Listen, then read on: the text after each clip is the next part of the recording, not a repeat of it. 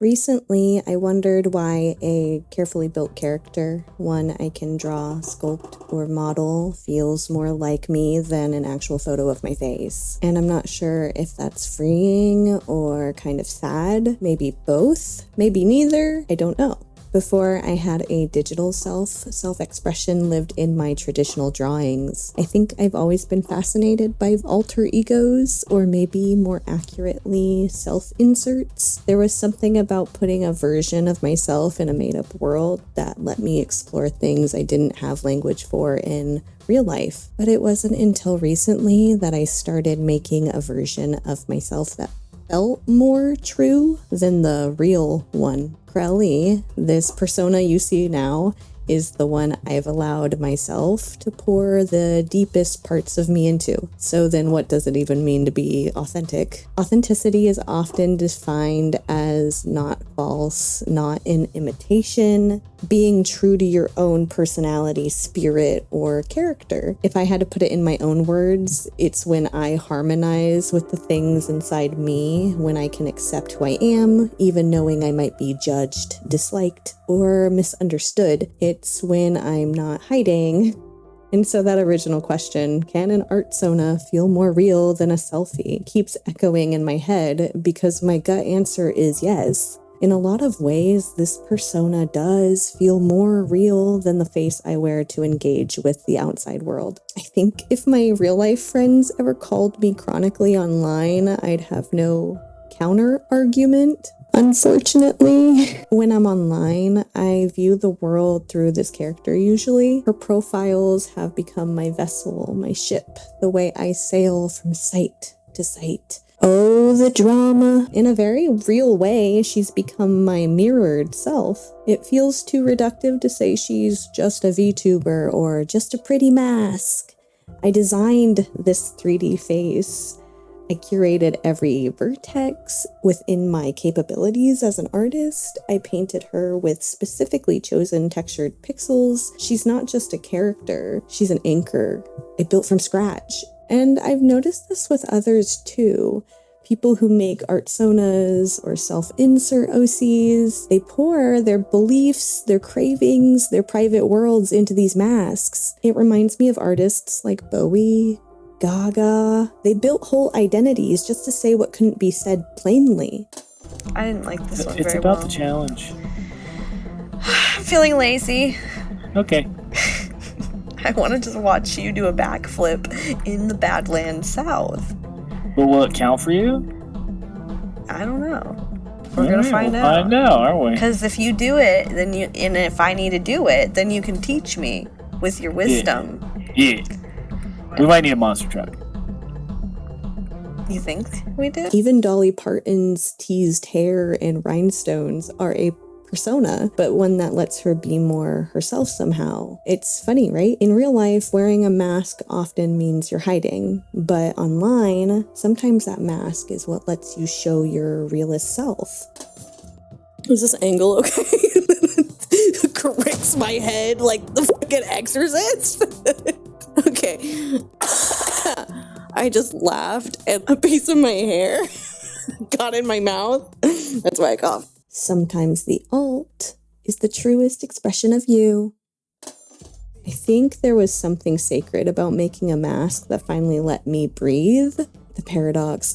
But a question I think we have to ask is there any danger in only being yourself through a character? And I think there is, or can be.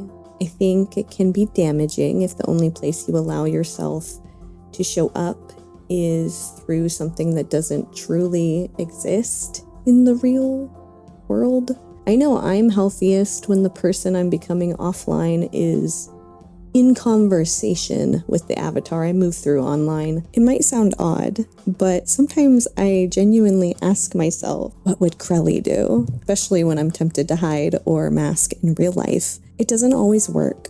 She doesn't live in this world, so there are times I can't feel her, even when I wish I could draw on her strength. But most of the time, That question helps realign me. She becomes a kind of light in the fog when I'm overstimulated or spiraling or disconnected from myself. She's like a beacon. She's a reminder of what it feels like to move through the world without shame or confusion. It's not perfect, but as a kid who often played RPGs, making big decisions through braver characters' eyes.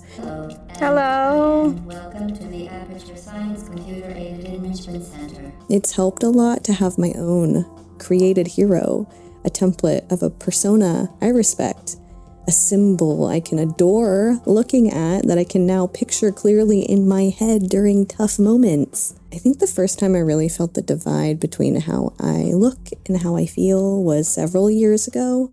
For me, it hit in this wave of identity crisis. I wasn't prepared for the scenarios I found myself in. I didn't know how to be seen in the world I was living in without sacrificing a part of myself. The part of me that lives more freely in my Artsona.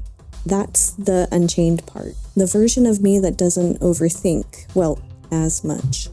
Crely was born from the desire of wanting to know what it was like to love looking at myself again. For a long time, I couldn't do that with a mirror. In selfies, I'm more critical. I see traits I didn't choose, flaws I didn't mean to sign up for, damage and shame painted across my face. I'm being dramatic again. But with my persona, every part of her was chosen. Every pixel is infused with care. So I love her differently. I had to ask myself if I think people see me more when I'm behind the character. And honestly, probably not. I'm a nobody online, someone who rarely posts and who doesn't really know how to make friends anymore. But on the chance someone does come across me, I feel proud of what they're seeing when they meet Crelypsis. The hope, I guess, is that one day I'll feel that same pride again when someone sees me, the one in the real selfie. I also had someone ask me the other day if I was worried I'd lose something if I ever stopped using her as this crutch. My response was, I don't believe I'd ever lose her. I don't feel that risk or allow that worry to take up much space in my head. It seems irrelevant. I don't believe in ultimatums like that. Even if one day I feel less connected to her, it'll be because I chose to grow in a different direction, not because she disappeared. They also asked me whether or not I thought that Crely and I were the same person or how much one another relate. And my answer was, yeah, we're the same people. She's just me with a fantastical, magical backdrop and fun eyeshadow. She gets to live in a world I made just for her. I like to think I'm the baby version of her story, I guess, the origin point. And she's what happens when I stop apologizing for being soft or loud or strange, or sincere. So I guess I'm Crelypsis, at least on the internet, and I'm here witnessing other odd ones who get lost in their own inner worlds. Those of us who use it to dive deep, just in an imaginative way. Maybe it's our preferred medium of self-reflection. I think I made this video to say, even though sometimes I feel weird about it, I like our stories, and I'm glad so many of us share this part of us online. Anyways, thanks for listening, and I really appreciate you stopping by.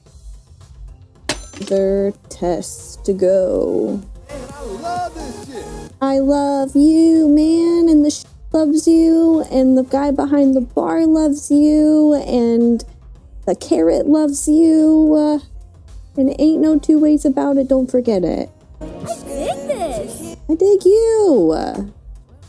Hell yeah.